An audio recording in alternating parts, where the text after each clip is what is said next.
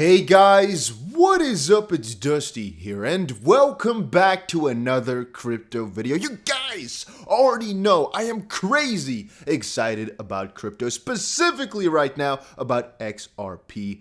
However, there's a lot of other crypto news I have to cover today because you guys need to be up to date with whatever happens that might make or lose you money if you're a crypto hodler.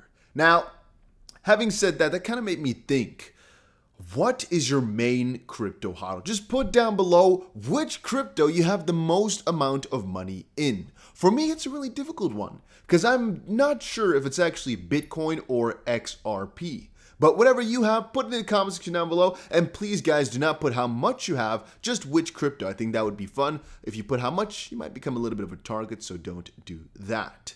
Having said that, XRP's increased network activity not yet followed by price. Here is why it might be bullish. So one of the things which I saw earlier is people speculating about this. People speculating basically about that XRP's metrics right now are undervalued because of some reasons. And I think it all comes back to the theories which I have posed a couple of times as well, which always comes down to this.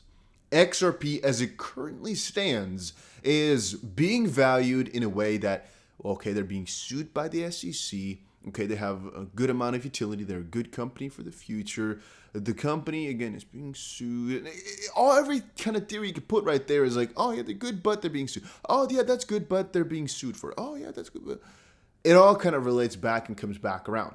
Point being, people are valuing it with the idea in mind that it might win, but it also might lose. And from that perspective, that's why it's such crazy opportunity. But another very important fact, of course, is that if we look back at 2017 to now, most cryptos have, again, reached the same level of price, but a huge extra amount of network activity, you know?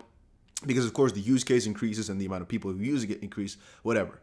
Yet, for XRP, it's the exact same thing, if not better, but the price actually remained relatively stable or even lower at that point. So from that perspective, I'm also thinking, yeah, it's actually indeed undervalued on most different points. It's just the lawsuit that's a suppressing factor, but it's also a logical suppressor, right? But that's again where the potential for gains lies, in the fact that people are not sure what to think. All right, we already covered this briefly, but the Wolf of Wall Street, as you guys all know from the movie, he's actually a pretty big XRP hodler. He holds at least 6 figures worth, so at least $100,000. We don't know how much he actually has. Wolf of Wall Street Jordan Belfort thinks XRP price could hit $10. Well, he basically said that he'd be pretty satisfied if the price hit $10, which I also said I would be too. I mean, I would not say that's the end goal for XRP, but I would be pretty happy. You know, that we should always make that clear. I mean, I would be pretty happy if the XRP price hit $10, wouldn't you guys? And again, make sure you press that like button if that's something that you would like. All right. I'm going blasting through this news because we have a ton of stuff to talk about here, and I want to make sure that you guys know every single thing that there is on the menu. MicroStrategy bought about 9,000 additional Bitcoin in the third quarter of 2021 to continue acquiring more. Yeah, Michael Saylor, huge, right? Huge for Bitcoin. And a couple of times I've put up that this is not relevant or that it's, I put up a couple of contradictory statements. That's because in the end of the day, it really is. The reason it's really good is because he's buying up a lot of Bitcoin and not planning to sell. The reason it's really bad is because the more that they buy, the more of a pressure they have to never sell, because the moment that they do, the market could see it as, for example, Satoshi selling, who has 1 million Bitcoin. It could be pretty detrimental for an entity that has such a huge amount of Bitcoin to start selling, because why would they? If they believe in the process, if they believe in the future of Bitcoin, basically, why would they sell? What would the purpose of that be? What would the logic in that be?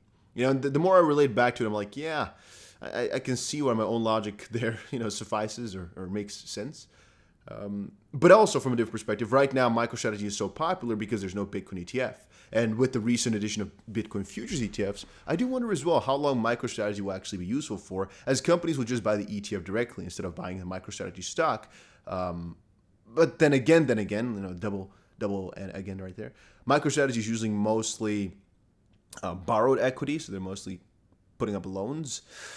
From that perspective, I guess they'll still survive. They'll still get through the night. Man, I guess it doesn't really matter if the shares are not that liquid anymore or nobody wants the shares anymore because they'll still have the same amount of Bitcoin. So I guess it doesn't really matter too much. It'll figure itself out. Then a little intermediary here, guys. If you want a chat box over on Discord, where I'm also in, just press down below for my own personal Discord. Telegram. There's also a Discord. There's a Telegram. There's everything. But this is just my Telegram group. It's the only official one. There's also an alerts channel, but this is the only official group that we have. And please note that I will never send you a message first. If somebody sends you a message claiming they're me, it's not me. And I will never tell you that I have a friend who can learn you to invest or that type of stuff, right? It's all a scam, all a sham. So be careful with that. Then moving on, because we have so much news today, but I'm enjoying it. I'm enjoying going through this news in rapid fashion because that way you guys can learn more in a shorter amount of time.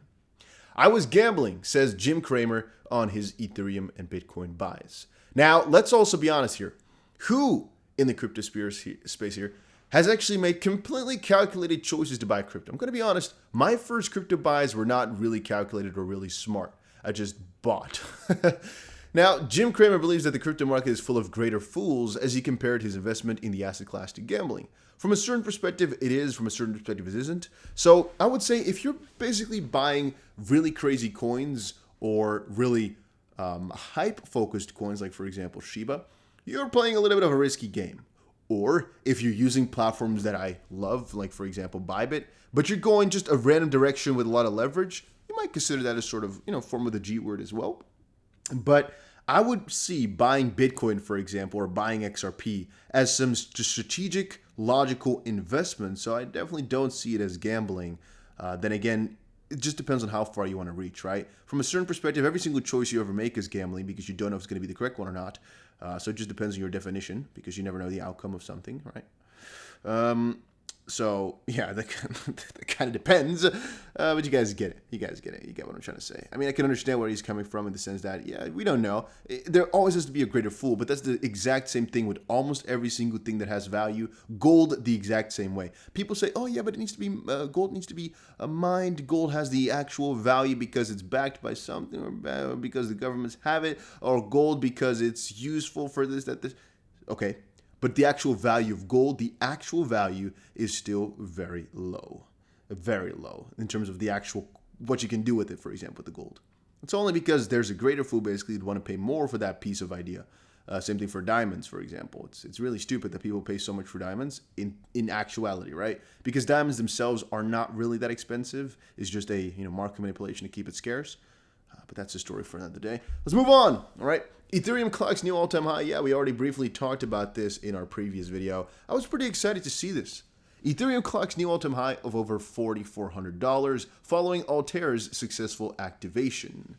Well, I mean, it was just bound to happen, right? I mean, Ethereum at $5,000, I still think can happen so ridiculously soon. But the latest Ethereum rally comes as the Altair upgrade is deemed a success. This was the first and likely last upgrade to the Beacon chain before the network moves from a proof of work, from a proof of work to a proof of stake. This is, by the way, the big upgrade that everybody's talking about for Ethereum, right? If you're staking now, you can see you're staking BETH instead of normal ETH, which is Beacon Ethereum. According to Ethereum core developer Jeff Coleman, Altair was implemented with a participation of 95% from node operators, which has since risen to 98.7%. Those who did not upgrade their nodes will not lose the 32 ETH, but those who are offline now are slowly reducing in balance. If they don't fix it, they will cross a threshold and be ejected, Coleman stated. It is believed that the success of Altair upgrade paves the way for the Beacon chain's merge with the current mainnet as part of the deployment of Ethereum 2.0. So all good stuff coming up for Ethereum 2.0, and I personally believe the direction for Ethereum right now as it currently stands in this market is up, and it's up. If it's up, then it's up.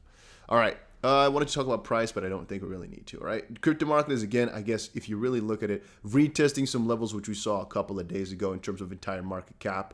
But I don't know if I really believe that market cap retesting story, if I'm going to be honest with you, right? I just don't know if I really feel it. I don't know if this is any importance or if people actually trade this type of stuff. I don't know what to tell you. Well, all I know is that we're at all-time high levels right now, still going at all-time high pace, and almost any way, shape, or form that you want to draw this, it just looks as if we're going to continue on further and further and further to the upside with a little bullish flag right there, which we covered a couple of times before already. When we broke out, we actually opened a nice trade. That was about, I guess, last month.